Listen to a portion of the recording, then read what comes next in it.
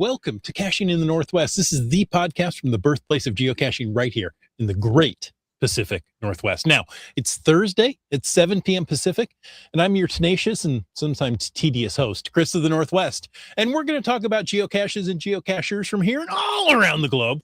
So while you're finally enjoying a sunset, while you're driving home from work, we'll be caching in the Northwest.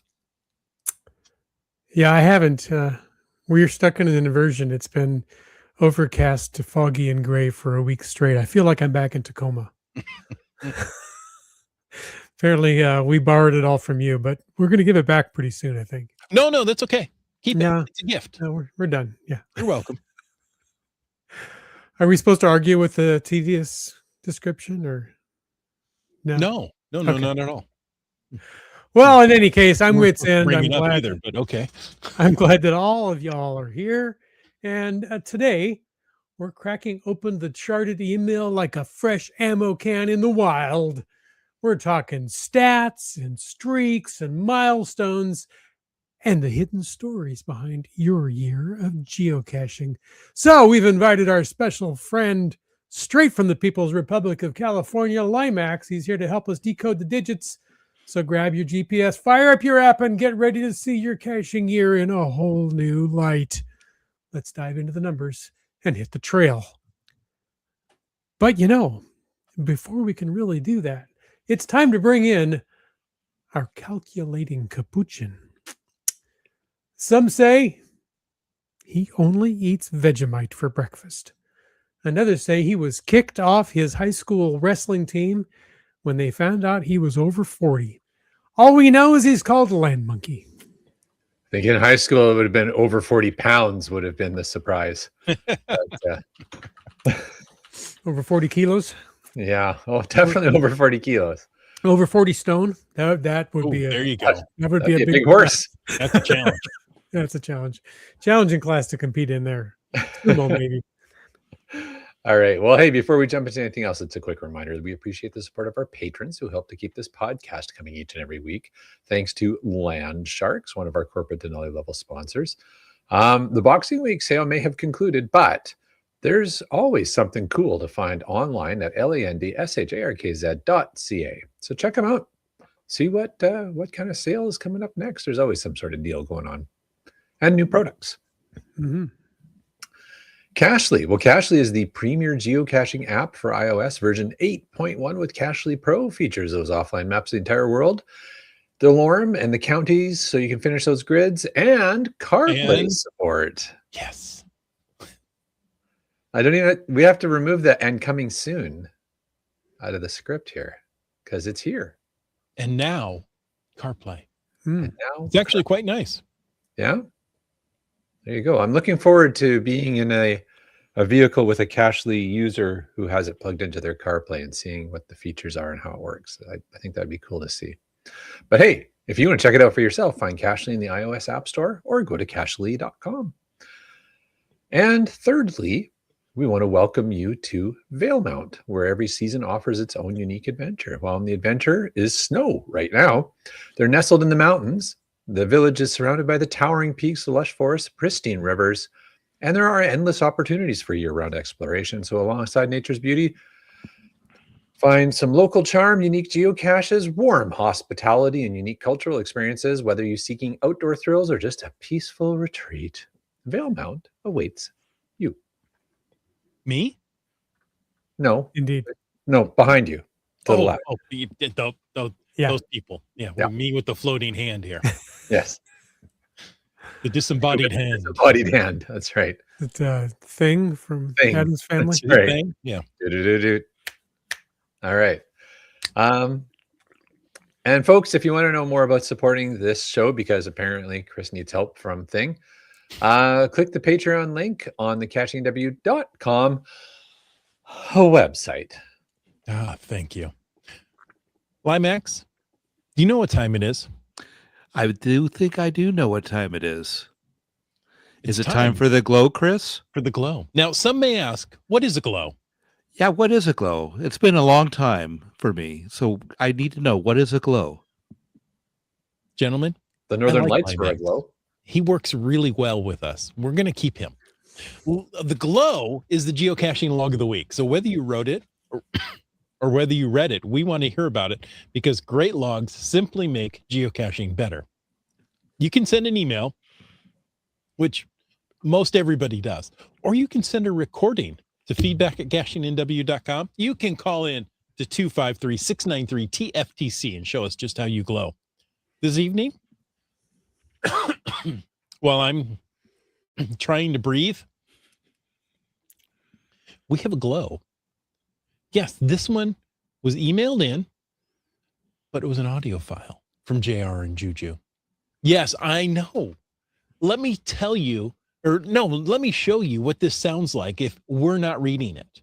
Ready? Here we go. Veterans Park Tour, GC 8, Golf, Hotel Tango 6.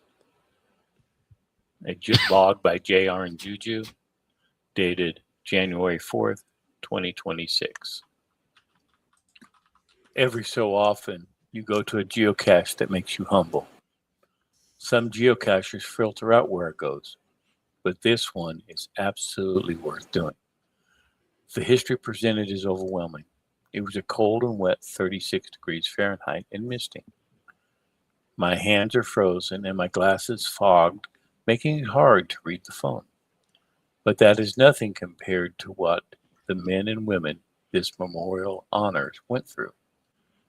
Hats off to the builders of this Veterans Park. It was so well done and very informative. It is great to see how Broken Arrow honors their veterans. This is very well done and humbling Werigo. A favorite point awarded for sure. Thank you, Scott and Brandy, for bringing us here and all of the work you put into this Werigo. The Werigo ran great, and the container was right where it should be.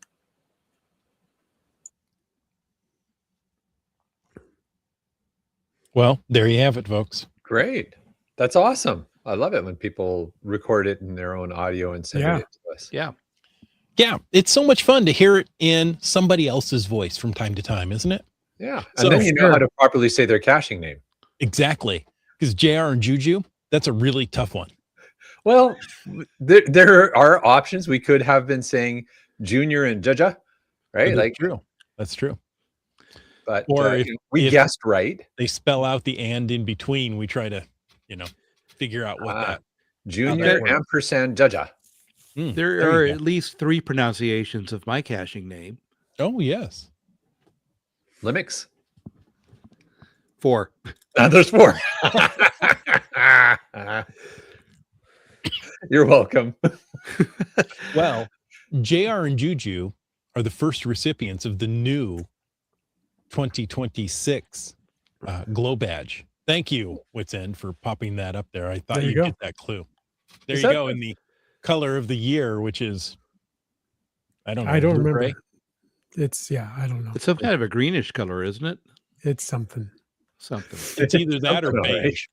So we went with this one. I made it and I don't remember the name of the color, Mhm. but Question, Chris, you said that's the first recipient for this year. Is that the first glow we've had? oh, since- I think I think I do. owe JT somebody Coffee else. read her own list. when That's she was right. on. Yeah. Mhm. So there you go. It's Second, definitely the first audio recording that we've received. definitely the this year. first of that. Absolutely. It's the first in a while. It's been a while since we've had an audio recording. So good job, JR and Juju. Thank you. Hey, I want to also throw out, I see in the chat here, we've got somebody from the future joining us on the podcast. We've got Island Finders who are in Tokyo listening to us live while they're geocaching in Tokyo. How fun is oh my that? gosh. And it's noon on Friday. Okay, well, there you go. Japan's an island. They found Yeah. it apparently. Well done. Good Yeah. job. It's That's nice to know tomorrow exists somewhere. I like it when people, tell me that there's going to be a tomorrow. Yeah, Just the makes world me will feel not so much end better. today. Because some days you're not sure. And hopefully the sun will come out too. Yes, that's right, Annie. I'm going to bet my bottom dollar. All right. So So where do we get to?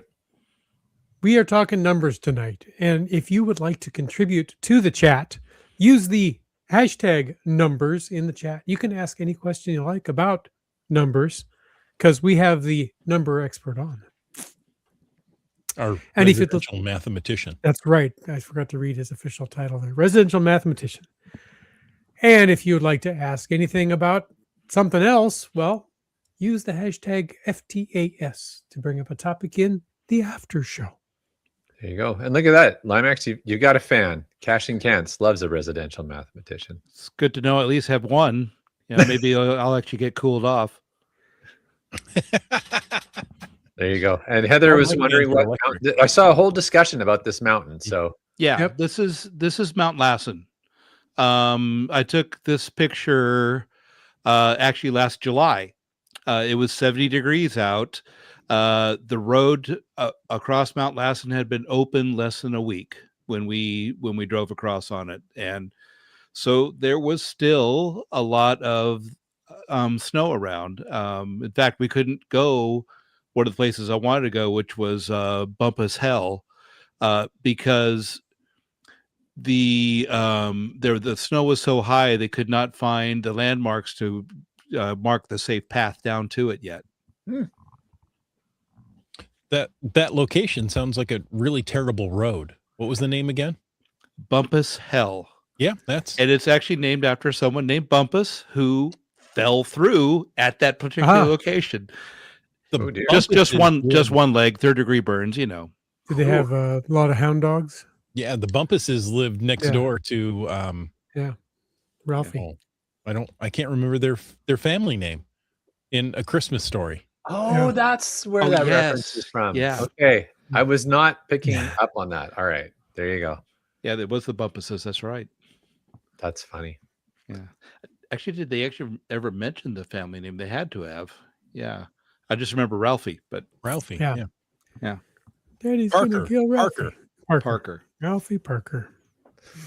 All right. Oh, that used up that brain cell. I'm done for the night. Okay. Yeah. Okay. And thanks for joining us tonight. Well, why don't we switch into a little bit of news here? I was as surprised as anyone this week to see a new souvenir collection, but along with it, they've done something a little bit different. There's milestone souvenirs and collections for treasures. So if you looked at the souvenirs page in the geocaching app or on your website recently, you might have noticed something new. And it was funny because we saw the article and Mrs. Monkey said, "Oh, well, we didn't get the souvenirs." And I was like, "How do you know?" She said, "Well, I look at our souvenirs page and they're not there." So I took a look and they were there. But if you've been an avid collector of treasures, the souvenirs, you may have already gotten the first two, but they'll kind of possibly be buried behind other souvenirs because they are awarded when you actually achieved that number of treasures collected. So it was a kind of an interesting, as Brian says, they backdated the souvenirs to the date you earned them. Exactly what, as I was saying there. So that's it was a little bit tricky, a little bit of a surprise, but it's in there. And if you haven't earned them yet, well, hey, there's some more souvenirs that you will eventually earn if you just keep chipping away at them treasures. And there's a new treasure collection as well. But first, let's talk about these souvenirs. So there are 6 souvenirs. There are 4 lights and there are 6 souvenirs. And the 6 souvenirs are, the first one is for collecting 100 treasures. The next one is for collecting 200 treasures. And then the third one, any guessers? 18,500. You're all so close. The next one is for collecting 300 treasures. Oh, there you go. So, linear. Okay. 100, 200. I know, right? They're really messing us up. It's not like mega events and giga events. So, all right. And then the next 3 souvenirs you can earn are related to total collections. So you remember, like the souvenirs come in sets called collections. Sorry, not souvenirs. The treasures come in sets called collections. So if you complete 10 of those collections, you'll get a souvenir. You will get a souvenir for completing 25 collections. Okay, so that's an increase of 15. So if we increase 15 again, then the next one's 40, right? Right? You would think it would be. That would make sense. Probably 50 then. Yeah. It's 50. Exactly, Doug. So 10, 25, and 50. So, go take a look and see if you've earned one of these souvenirs yet, folks. Let us know in the chat. I see BC Rockcrawler earned 10 collections yesterday. Congrats. Good job. Nice. Yeah. Brian Yeah. sharing the backdating fact so that you know where to find them. And yeah, so again, as I said, if you've already completed some of those, you'll have the corresponding souvenirs, but they'll be buried by date on your page. And so let's talk about the new treasures collection here. So the new treasures collection is themed on seashells, which she sells by the seashore. It is available. Sorry? Well done. Thank you. It is available starting, well, the news article said starting today. That was like 2 days ago. So it's available. You can do it. And if you're in Japan, you could have done it already. Yeah. So you can collect these treasures by finding and logging any micro non-event cache, because I'm not sure what a micro event would be. Be inside a thimble. Yeah, how many angels can dance on the head of your event? Yes. We hold the event for 12 seconds. That's a micro event. I love it. All right. So not a micro event. Micro events don't count. It has to be a micro cache, physical geocache. Those are going to be hard to find. Yeah. It does not include Adventure Lab stops, so you won't earn them with that. And the micro-sized geocache you are looking for must have one favorite point.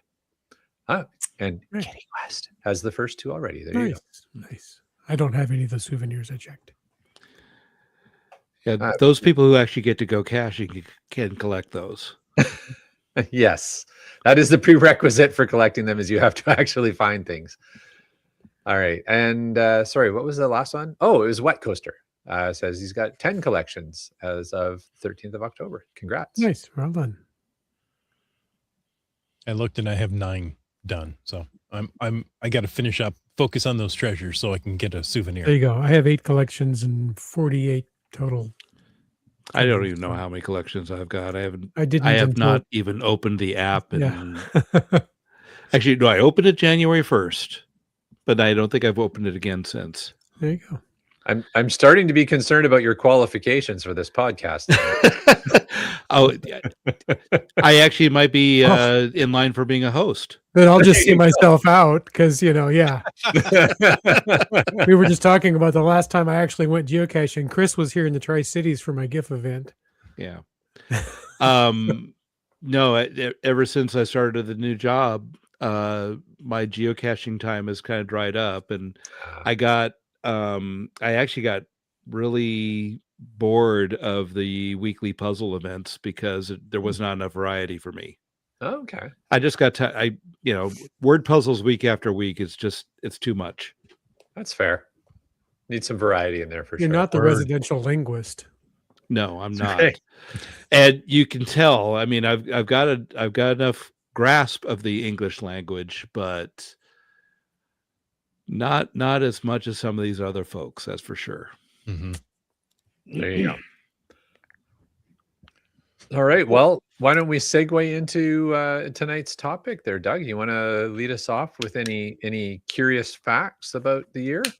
Oh, I would love to. Yeah. When we're talking about the year 2026, and actually I have to say I did get this from a newsletter that I subscribed to. But 2026, the year actually falls between a square and a prime. Yeah, because 2025 was 45 squared, and 2027 happens to be a prime number. Nice. Yeah. And what's even more interesting is that this year is actually just the product of 2 primes. One, of course, having to be the number 2 because it is an even year. The other, of course, is 1013 because that's easy enough to do the math on that one for sure. I can do that. So because it's the product of 2 primes, it's considered a semi-prime. So you could be semi-excited about it. Okay. This is why I don't do math.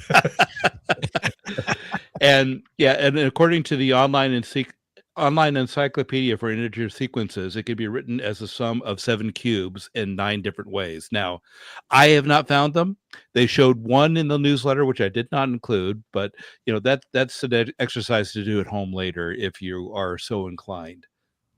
All right, Doug, I gotta interject here because Heather is raising a great question, and yeah, this is also like the way my brain works when it comes to this kind of math. It says, but Right. hold on, 27 is 9 or 3 divisible by 3. It's 27 is 3 cubed. Yeah. 3 times Mhm. 3 times 3. But we're talking about the entire year, 2027. That's a prime number. Okay. Yeah. So not the numbers that make up No. the number No. of that year. Oh my gosh. See, Right, this is yeah. why this is so hard on my head. Yeah. Yeah. And now I want to go read the online encyclopedia of integer sequences because that just sounds fascinating. It is a very fascinating place, and I have rabbit holed down there before. And if it's a semi-prime, that's because it's the semi-quincentennial. Is it? Well, sure, we'll go with that. Yeah, the semi-quincentennial. Let's talk about words. Should we make this a word podcast? Let's just use words to talk about numbers. So we're semi-prime for this caching year. Yes. So Yeah. this whole topic came up because the HQ charted email came out, right? That came out a couple of weeks ago, and you got it and you go, oh, what does this really mean? So we're unpacking the numbers with our resident mathematician. Residential. Sorry, residential. Apparently you're not a professional mathematician. You're just residential. No. I mean, even the cash register at work does the work for me. A commercial So. mathematician. There we go. So explore your stats, tell the story of your geocaching year, from streaks to milestones and those quirky little surprises, like 2027 is a prime number. We'll dive into the data that makes these adventures truly yours. So Limax, you've got data here going back to 2018 Yeah, I through do. 2025. Yeah. And I actually tried to backfill it Mhm. just this year, and I found that Geocaching HQ has been consistent with what they've been giving us since 2022. So going further back to like 2018 just makes it a little more difficult. Mhm. Like in 2018, they did not say the number of geocachers who had found a cache. Mm. So I'm missing data there. I mean, I was able to find the total number of favorite points awarded. Apparently, that is a very significant stat for Geocaching HQ because that is one that they've been doing every year. Mhm. And actually, geocachers hiding their first cache is another significant event for them. Yeah. Which can is, see I think, why. right. And I'm actually trying to remember if I hid my first one in 2024 or 2025. I don't remember That anymore. recently. Yeah. Just always been a finder, eh? I've always been a finder. Yeah. Yeah. Well, good for you that you got out and hid your first one. Right. Let's see. I archived the first one because seriously, it was thrown out because Fizzy Magic needed me to throw out a cache so he could use my name in a puzzle. So it wasn't all about the quality. No, it was not all about the quality. And I'd gotten, with some of the comments, it's like, okay, and it got muggled once and somebody had done a throwdown and didn't put it where the coordinates were, not where my hint was. And, the coordinates were bad. So it's like, heck with it. But I have, my second cache, which is still live, at least for now, is a library cache. And it's understood it will be on a temporary basis. We don't know. I don't know how long that will be, but I mean, that cache, it hasn't been found a lot of times, but it's like my favorite point ratio is somewhere up around 60 or 70%. It's like almost everybody who has found it has given it a favorite point. That's fantastic. So that's great. And library caches are fun. So good for you. And those they're are awesome. a bit more work to get that because you got to go talk to people and figure Nobody things out. likes to talk to people. Yeah. That's why we're geocachers and podcast hosts and podcasters, and we like numbers. And that actually took a couple of meetings. And and actually talking about what it is I could do for it, and then talking with the reviewers and going, oh no, you can't use that idea because those aren't allowed for library caches anymore. It's like, okay. So it's a multi-cache, and without giving too much away, it uses what's the word? Fixtures around the library, around the outside of the library. Mm. So Cool. Yeah. Good job. That's awesome. Yeah. All right. So Doug, Yeah. here, let's go through some of the fun stuff in the chat here first. So Chris, do you know who this is? Great. No, great. this is a new person to me. Great Okay. too. Well, thanks for joining us. Great too. And congrats on not only hiding your first in 2025 last year, but now have 34. So obviously you've figured out a system. Good job. That's fantastic. All right. And yeah, and as GSM times 2 did say, 60% is a very significant percentage. So Yeah. congrats, Limax. That's awesome. Yeah. I don't remember exactly. I could probably actually, I think that's actually something that Cashly tells me is what the percentage is.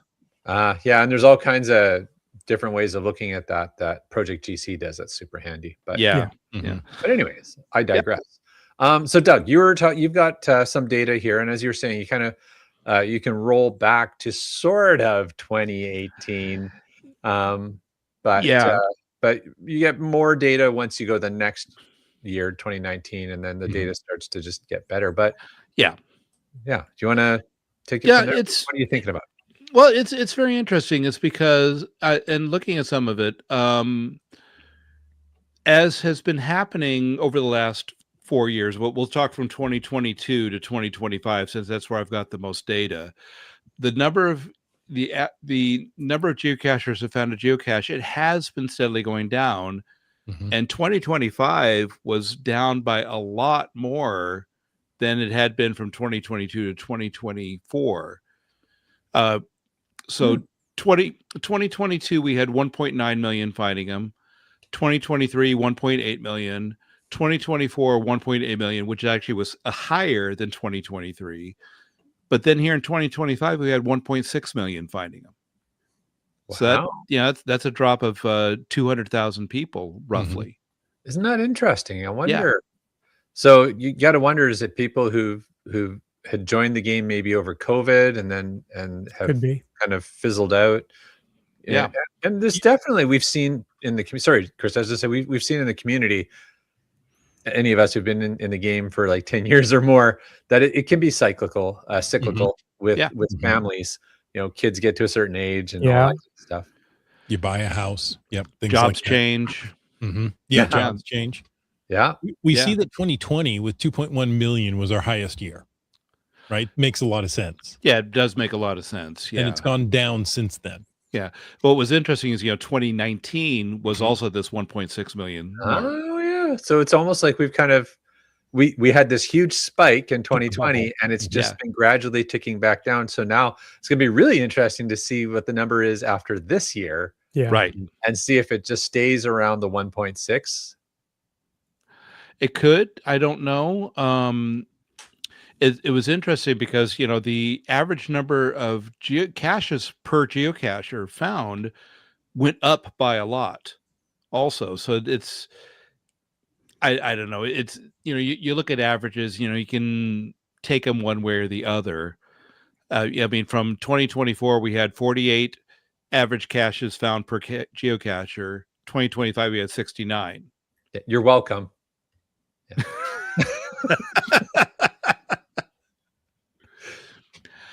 But what is actually more interesting is that the total number of favorite points went up by 300,000 awarded.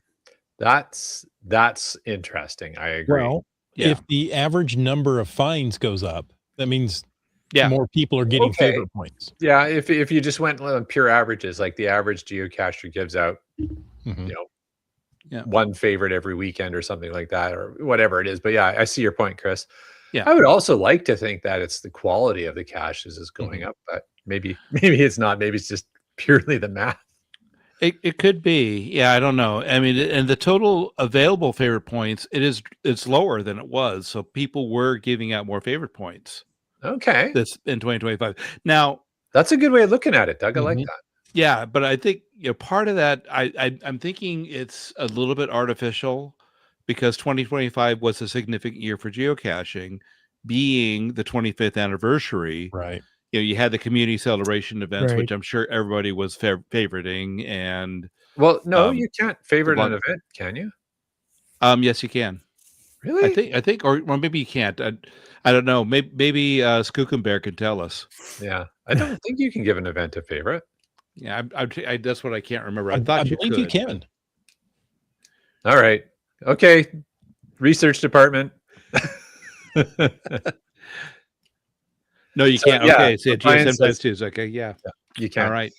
But what's confusing because if you're logging from your drafts on the website, it looks like you can, but if you Yeah. try, it'll Mm. bork. Right. I think Yeah. early on you could, and then I realized I was favoriting events that soon would be disabled, and it's like, why, am I favoriting something that won't be seen anymore? All right. Well, I've nitpicked Doug enough. Let's move on. Well, here's a question from the Okay. audience, from Kitty Quest. Maybe I should do it in a whisper because that actually works with my voice a little better.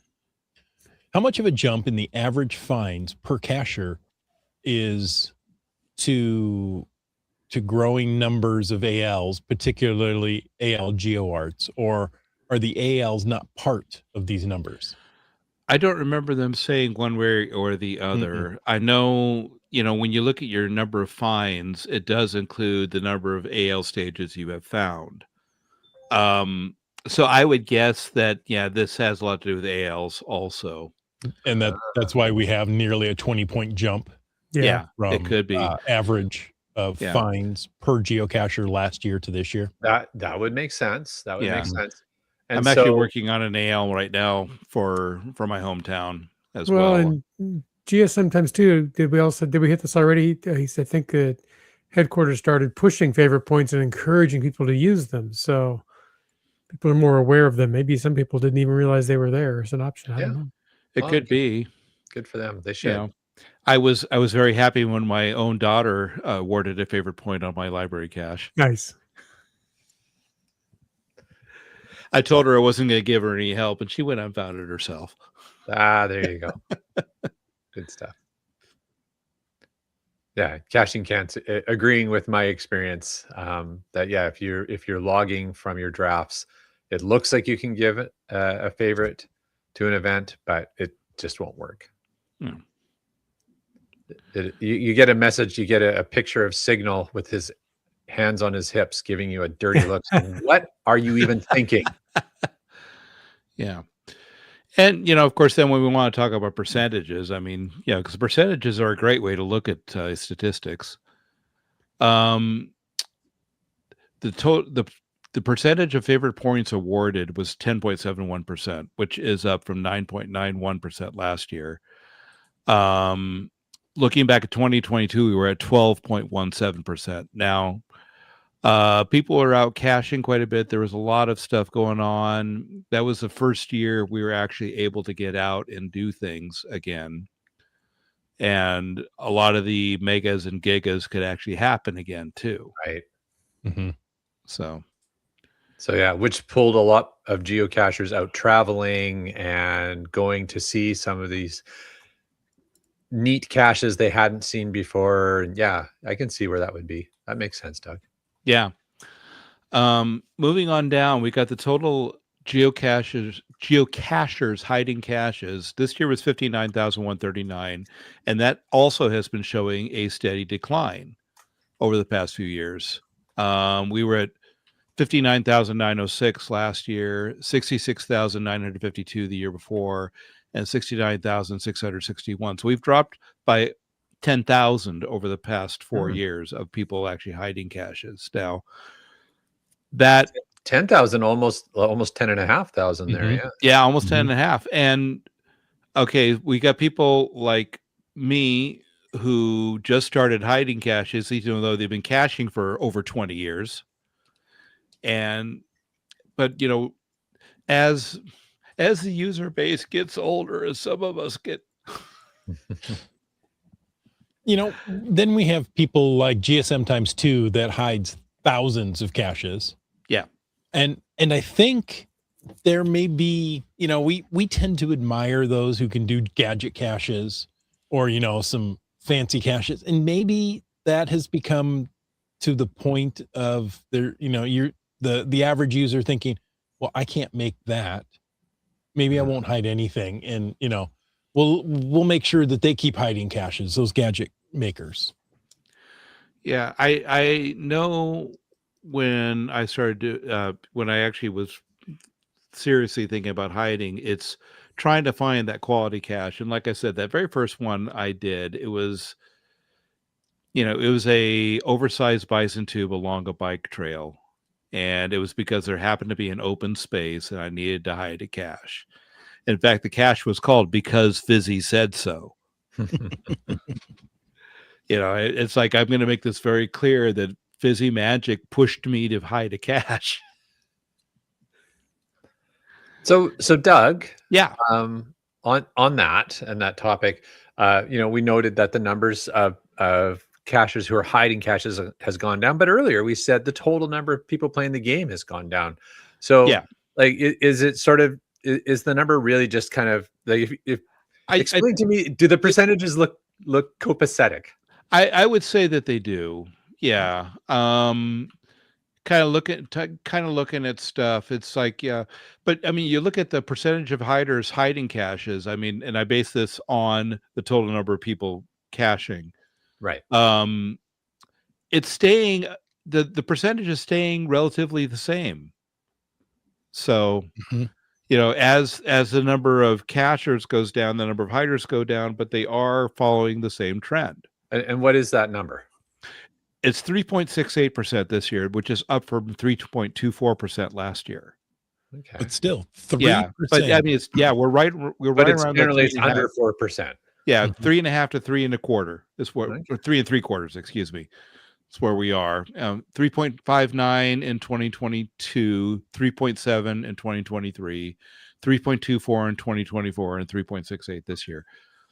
Now, I know, I'm assuming, I don't know for sure, that when they're talking about hiders, they're also talking about people who created events. And there were a lot of community celebration events awarded this past year that people did. Yeah. So that would count. Yeah, that makes sense. I see where you're going with that. That would bump the numbers up for this year a little bit more. Right. And there was, okay. All right. That makes sense. I can see that flowing. Right. But then, I mean, just in general though, like if we look at that and we say, okay, so if it's always under 4% of people who play the game who hide, I mean, if you think about that from a global perspective, only 4% of the people playing the game are placing those caches for us to find. Wow. Like, good job, 4%. You guys are doing a great job. Thank you. At 4% this year too. I mean, but over, and I don't know, going all the way back. I mean, let's see, there's over 3 million caches now, aren't there hidden at this point? Something like that. That number sounds right.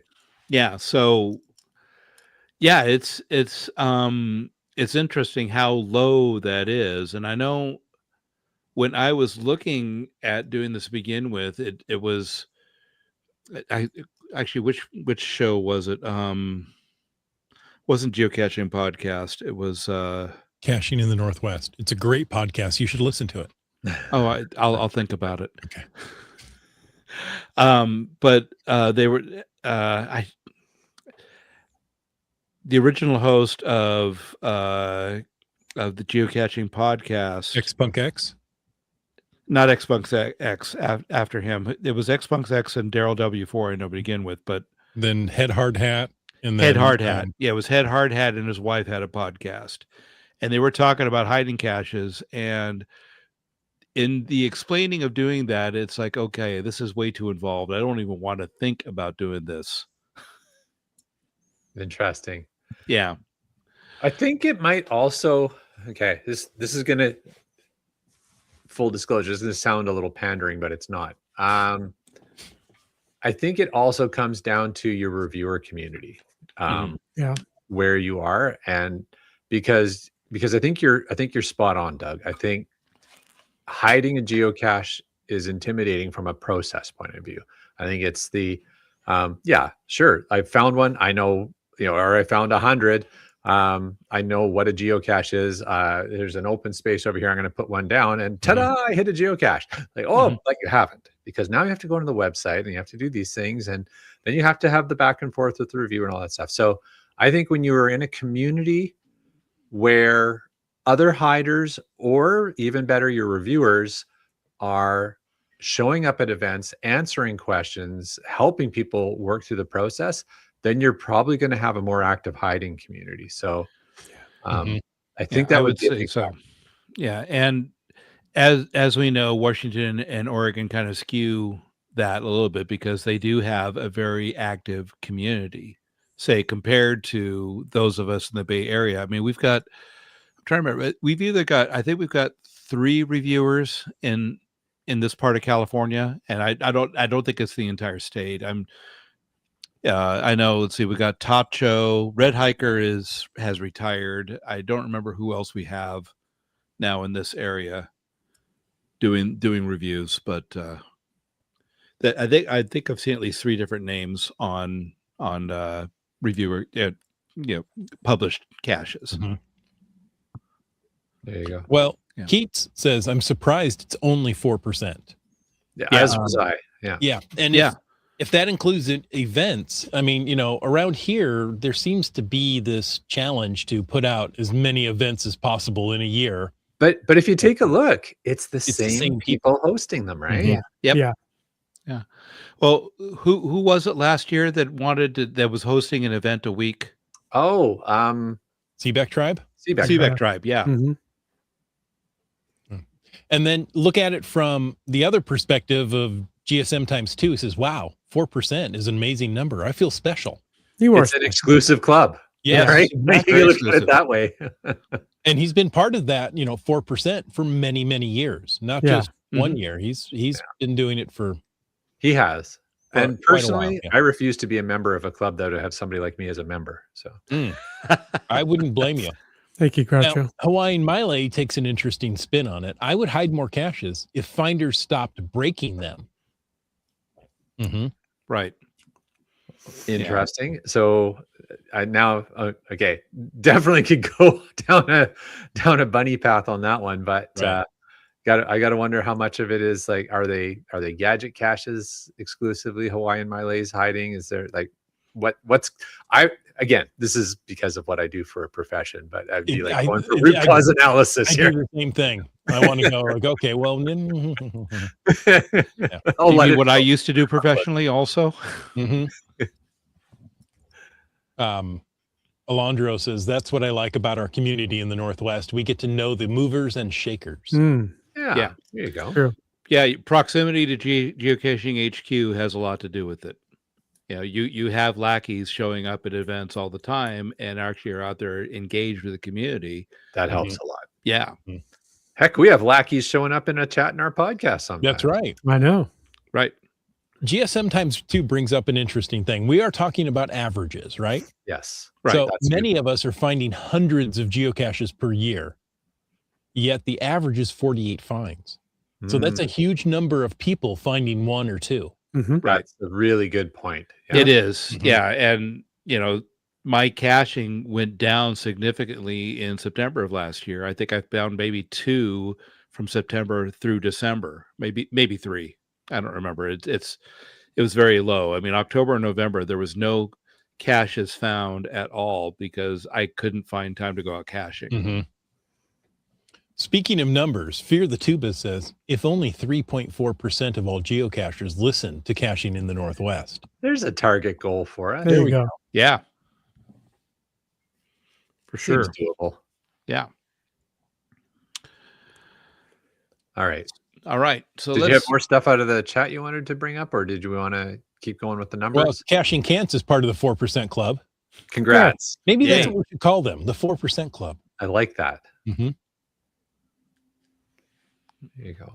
Let's see. Seaback Tribe says, talking about events. It wasn't once a week, maybe every 2 weeks for 26 personal, for every 2 weeks for 26 of my personal account, but 11 under 11 or 12. Oh, under, hosted 11 or 12 events under the Yeah, there you go. WSGAOP chapter. Chapter, Event. yeah. So Yeah. still, like if you combine that all, so 26 That's impressive. personal, Yeah. Yeah, a it's a lot. dozen under that. I mean, that's 38 events CBEC Tribe personally hosted.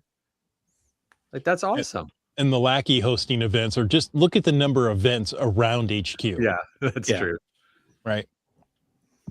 But Right. again, that's just a reflection of, how fortunate we are to live in this area. So Bryling, yes, your 5,000 caches last year helped raise the average. And What's that What's offset the term for that? Humble brag? And then I offset it. Yeah. 600 people finding one. Yeah. That's why it's an average. Mhm. There you go. Yeah.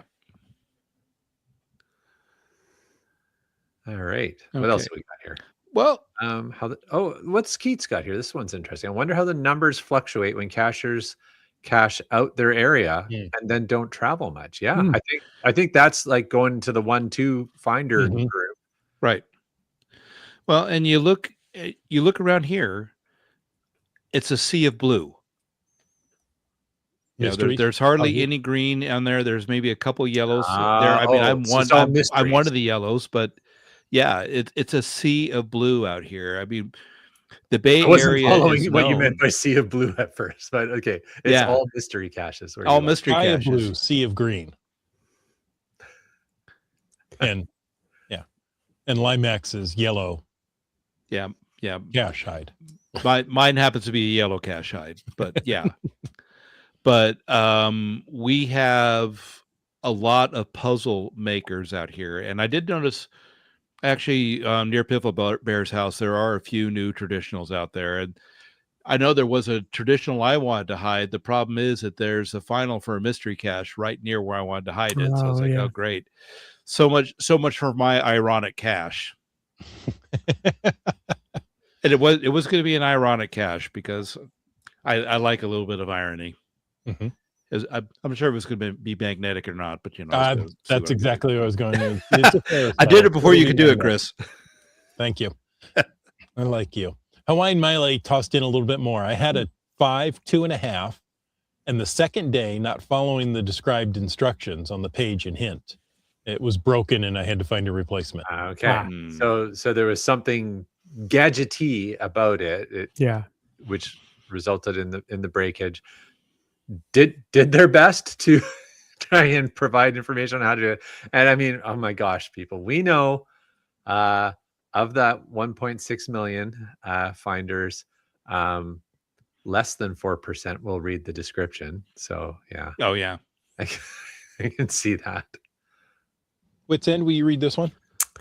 GSM times 2 says, personally, I think most geocachers stop caching when they cache out their area and don't want to travel long distances.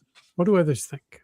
There you go. Yeah. So I think he's moving on or adding on to what Keats had asked about there. Yeah. I think that's true. And I think it also comes to, we talked very briefly about this earlier on the total, when we were talking about the total numbers of cachers.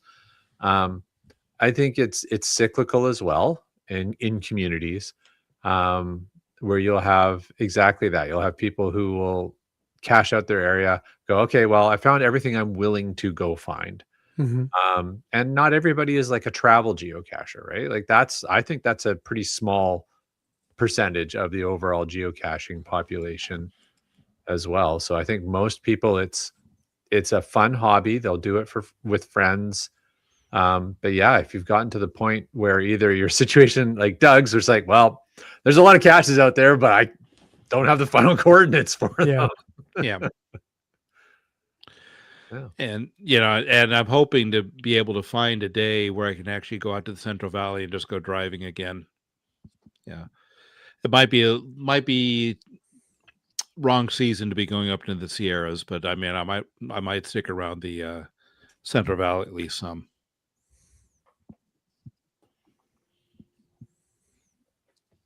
Who's going to read it? Wits End. Okay. Oh, Keats 94 says, I can't imagine living in a small town with few geocaches and not have access to a car. I would probably find another hobby until I got a car. Yeah. I think Yeah. so. Yeah, because the small community is probably not going to have the public transit that Get Right. you around there. I know when I first started caching, which would have been 2004, the first winter that I was caching, we actually went back to Indiana for Christmas, and geocaching was relatively small at that point and in the Midwest, and finding caches in Valparaiso, Indiana was not easy. I mean, there was two multi-caches kind of near where my sister-in-law and brother-in-law lived, but that was it. And I've been thinking about how it's kind of changed now. And I remember my wife was saying, well, it's not as popular as it is in California. And I'm thinking, yeah, it's like the bigger populated areas like California. Back then we had quite a few significant charter members in the California area. Yeah. Yeah, that's fair from that perspective. But at the same time, you look at Washington State and Oregon State, they don't have super high populations, but they have super high densities, right? So, Oh, yeah, they do. but that's also because it's where the game's from. So, I think Right. Land We're Monkey, pretty this is dense. for you. yeah. So, another one of our listeners from Vancouver Island saying, or you live on an island that costs some serious bucks to expand your searching area. And so BC Rock Crawler caches now mostly when they travel with the trailer, which, that's a great solution as well. Right. There's a lot of great stuff in the chat, Chris. I'm wondering though, like I'm looking at the time, like, shoot, we're just about, and there's something else. It's been good. It's been good. There's something else though, Doug, in your data that I want to, because we touched on this a little bit ago, and I want to just explore this one. Yeah. You've got some stats around hosting events, and I'm particularly interested in the percentage of geocachers who actually host an event, because it's less. I was surprised. Mhm. But There not again, surprised. surprised. Yeah. Well, and it's the number of events has been steadily rising. There again, 2022, first year we were actually able to come out and do anything again. 13,000 event, a little over 13,000. 2023 was 12,000. But then 2024, it jumped up to 14,000, almost 15,000. And then last year, 2025, I wonder why, was 15,500, or a little bit higher than that. But you look at the percentage of hosts among geocachers, that actually has gone up every year. But part of that is due to, there's less cachers now. So you've got number of events going up as number of cachers goes down. So we're almost to 1% of cachers hosting an event. We're 0.97%. Almost 1%. Almost 1%. The under 1% club. Right. There you It go. was Hosting events. Yeah, if you It's a want to look at it, it really was exclusive club. it was 2/3 of a percent, 0.67% in 2023, 0.7% in 2023, 0.8% in 2024, and then 0.97% in 2025. It'll be interesting to see what 2026 will hold, because we won't have the community celebration events that were special or anything like that. Instead, we've got another virtual reward coming up. So, and we'll see what happens with that. Yeah, the GIF events are every other year also, right? Every 2 years. True. So there won't be any GIF events this year, or the CCs. So it's going to be interesting, again, to see where the data runs. Yeah. But this prompts something that I want to throw out to our listeners, because if the percentage of geocachers who host events is consistently less than 1%, I have two questions for our listening audience. One, would you like to see more people hosting events? Do you wish there were more people hosting events out there? Is my first question. And my second question is, do you think that there's something we all could do to help that? I mean, I can think of things we can do through the podcast, but do you have ideas and suggestions of how we could help get more people feel comfortable hosting geocaching events? Personally, I feel it's easier to host an event than to hide a geocache. All you have to do is, find a place. Yeah, okay, we're going to do it at this park shelter in a couple of weeks. I don't have to do much. I just have to be there. The geocachers are going to interact among themselves. If you want to bring snacks, great. It's pretty much events can run themselves unless you have an agenda. Right. Yeah. Yeah. The meet and greet style for sure. Yeah. Right. Or your weekly puzzle event. Yeah. Sorry, I'm There you go. sorry. Did a little sarcasm show through there. There you go. BC Rock Crawler and his wife are in the less than 1% club. Congrats. GSM times 2 feels really special now. That's also right. in the less than 1% club. So congrats. Dusty Roads, that's Alondra. yeah. It says have an event that is a geocaching academy. Yeah, we've done that up here before. We've even been talking about doing that again at some point. I think that's a great one. Keats has some event hosting advice here. Says hang out for 15 minutes, chill, have a coffee, yada yada, bada big, bada bam, flash mob. Yeah. Is it? I don't know if he's saying I thought like that the is minimum was 30 minutes now for an event. It is. Okay. So I'm not sure if he's like implying that you could have a flash mob at the tail end of an event, or that's what a flash mob is made of. But we'll find. Yeah. Even the flash mob events, they don't last just 15 minutes. No, Geocachers want to stand around and talk to each other. exactly. Caching Cans also in the less than 1% club. Congrats to you as well. Nicely done. Okay, 30-minute flash mob event.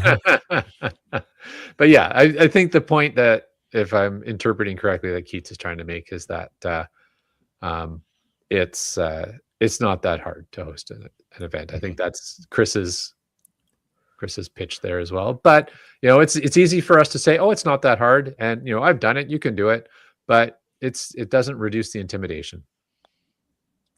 Yeah. Brian Lang says geocachers are terrible at flash mobs. They just stand around and chat. I know. Hey, Socialize. it's time. Come on over here. Yeah, we're not done talking yet. Remember that organized sequence thing we were going to do? Yeah, forget about it. No, that doesn't happen.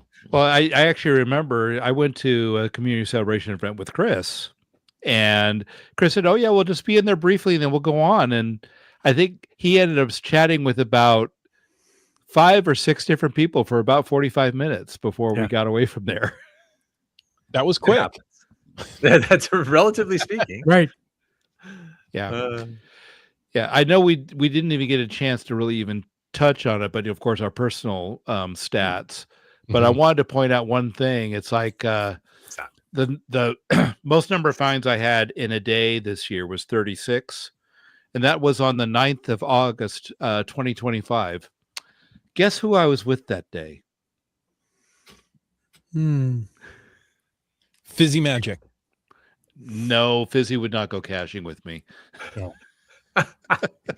Maybe you were with an ape or something. I was it was the day after the ape. Okay. We did 2 geo tours that day. Mm-hmm. Nice. And then found some other adventure labs and stuff as well. Very good. Yeah. That probably would have been my biggest day as well if I hadn't hit 650 adventure labs in one day. Right. Yeah. Back in West Oregon? Virginia. Yeah. Oh, West Virginia. Okay. Yeah. Yeah. So May 24th, I had 651 finds. Wow. Yeah. All right. Which is bigger than any year I've had. So just to put that into perspective. There you go. Setting the bar really high there, Chris. Mm-hmm.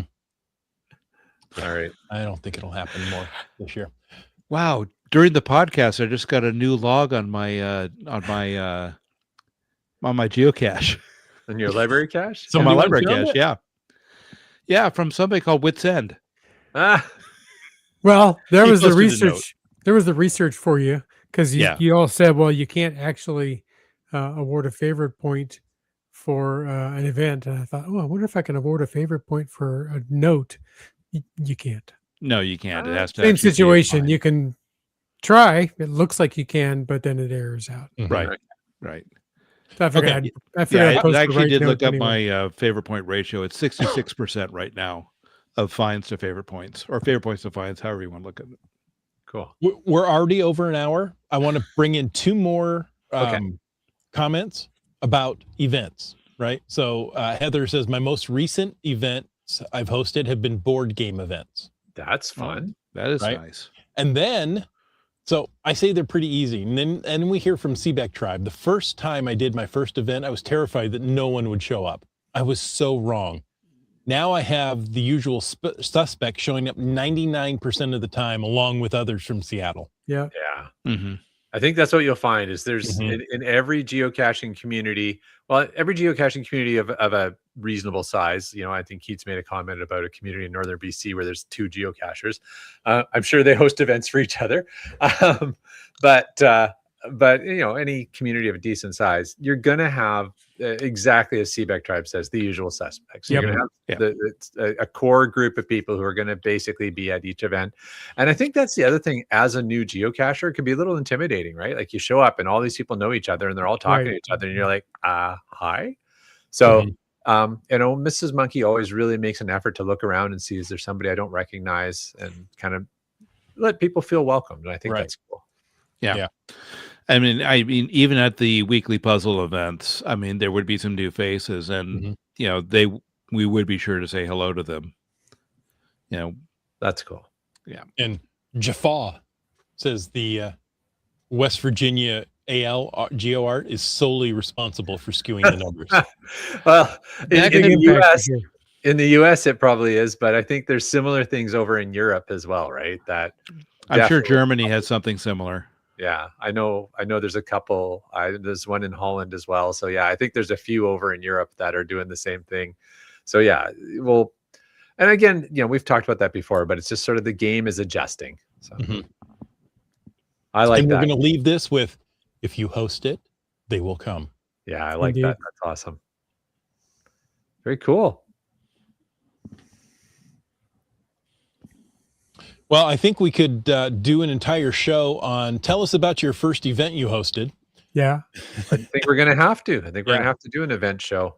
But Limax, thank you so much for coming on. Listeners, thank you for tuning in. We hope you enjoyed this episode of Caching in the Northwest. For sure. Jim, you gonna take this? You got your name beside this. Well, I think we weren't expecting you to arrive. okay. So feel free. It's your thing. Since you're going to take a couple weeks off, I'll let you get it this week. I'll get it next week. Okay, sounds good, man. All right. Well, Jim and I want to take a moment to thank Landsharks, Cashly, and Tourism Valemount, our corporate Denali sponsors.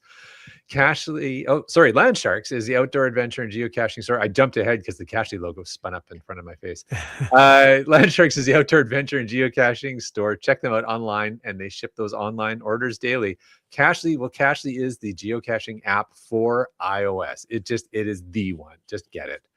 And whether you're seeking outdoor thrills or just a peaceful retreat, Valemount awaits you. We want to thank our other faithful Denali level supporters, and that would be Cool Cow Cachers, Hawaiian Maile, and Alondro. So if you want to know more about supporting this show, click the Patreon link on the cachingnw.com website. Do you want to try it all in one breath, Land Monkey? Not tonight. Okay. Give me a few weeks off. I'll practice, Okay.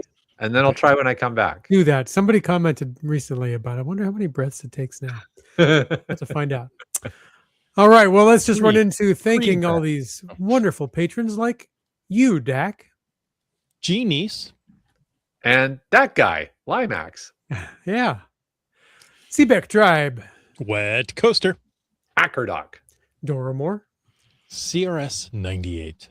still looking for Lost Ken, Fear the Tubas, GSM ×2. Butterfly Girl, Just Carlo, Trexer, Flagman, Starcasher, Antaeus, BC Rock Crawler, Railroad, Router, Whidbey Island Gal, J-Car, Caching Cans, The Camp Clan. JR and Juju sending in a glow too. Yeah. Korsgat, Boomer 365, Skyhawker, NW Cats, Pete Jeb Washington, Team Noltex, GeoBirder, Kid Vegas 19. Alan, Mountain Bike, It really is one of our favorites to say. Where are we? Subway Mark. JT Coffee. Gundark 2000. Kitty Quest. B Pendragon. Logwork. Geo Karen. Geocaches. LG 9000. Green Words. Just finding our way. Keats 94. And Minerve. All right. Limax, thank you for running through the numbers as you do so well. If people wanted to get in touch with you, how should they do that? Best way would be through the geocaching app. And believe it or not, I'm called Limax on there. Just look for the sign of the slug. Okay. What is the sign of the slug? I think it's the slime of the slug. Kind of looks like this. Oh, okay. There you go. Love it. Folks, thank you for taking the time to listen to this episode of Caching in the Northwest, even with me coughing. Your support helps keep the quality shows coming. So if you like the show, please click on the Patreon link on the cachingnw.com website. Better yet, share your ideas for things that we can talk about. If you like the vibe, please subscribe wherever you get your podcasts and leave us a review. If you were in a restaurant, you would tip. If you were in a live audience, you would clap. But since you're on a podcast, leave us a free, fast, fabulous, fantastic 5-star review. You can always call into 253-693-TFTC and leave us a comment, ask us a question, or join us on a bottle of cough syrup any time of the day or night.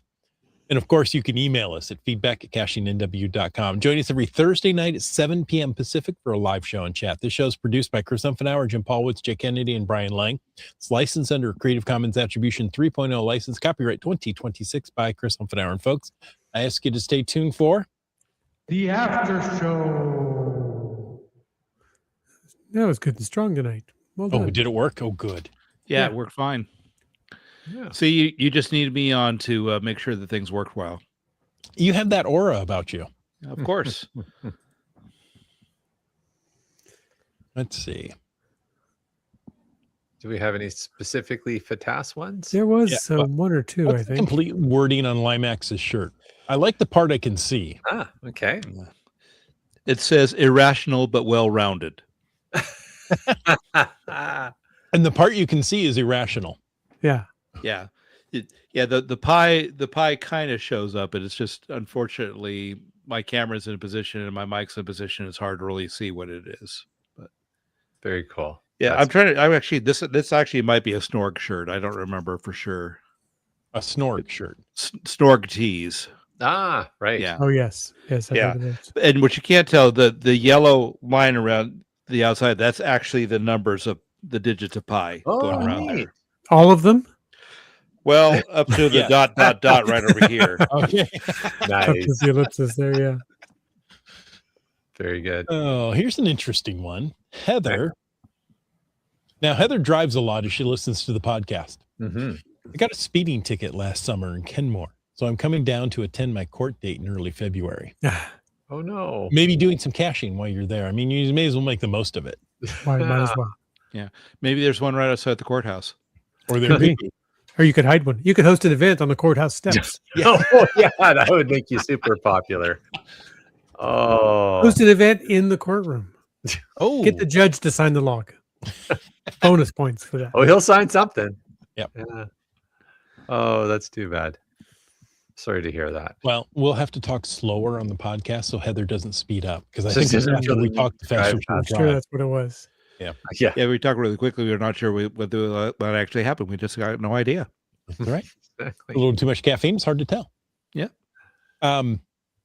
This Brill Angbugga. Yeah. To ask iPhone users, what do you use to get good coordinates for hiding geocaches? That's an interesting question. Yeah. A Well, Samsung. I actually do use. I mean, I use a couple of apps on the iPhone, but I usually still do use my handheld GPS. Mhm. Ah, You know, I still have a Garmin that I like to use and use that to hide it. Agreed. Yeah. There used to be a nice averaging app on the iPhone, but I haven't seen it in years. So I tend just to make a waypoint and use use Cachely or the geocaching app.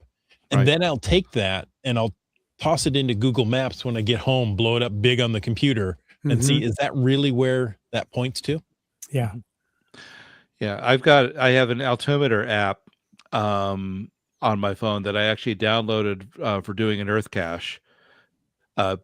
Believe it or not, it was actually one for a fault line where you saw the rise happening on the other side of the fault, and you need to find out what the distance was from the top of the bottom. But part of what it has are coordinates on it as well. Mm-hmm.